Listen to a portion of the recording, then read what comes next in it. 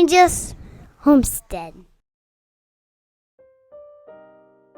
Sons and Daughters of God, a devotional by Ellen G. White. We are not to glory in worldly wisdom. August 14th. Let not the wise man glory in his wisdom. Jeremiah chapter 9, verse 23. Men are not to rejoice in their wisdom, their strength, or their riches, but in the fact that they have a knowledge of Christ.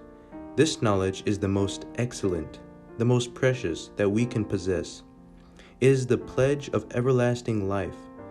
For this is life eternal, that we may know thee, the only true God, and Jesus Christ whom thou hast sent. Money cannot buy it, intellect cannot grasp it, power cannot command it, but to all who will accept it, God's glorious grace is freely given.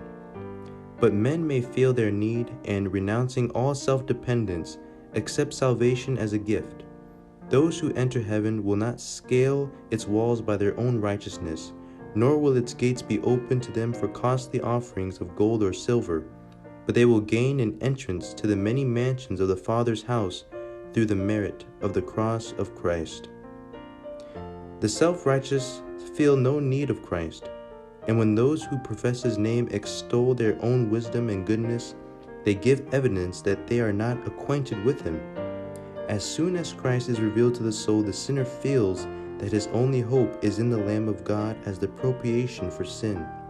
As Christ begins to open his love before him, watch the effect and see what it is.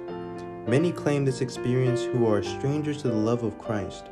But if it leads one to look with humility upon himself, if he gives evidence that the heavenly reward is of more value to him than his worldly possessions, we may know that beams of life from Christ are shining upon his soul.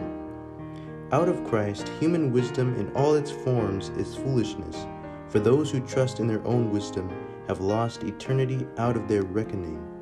To all who believe in Jesus as able to save unto the uttermost all that come unto God by him, the gospel is the power and wisdom of God.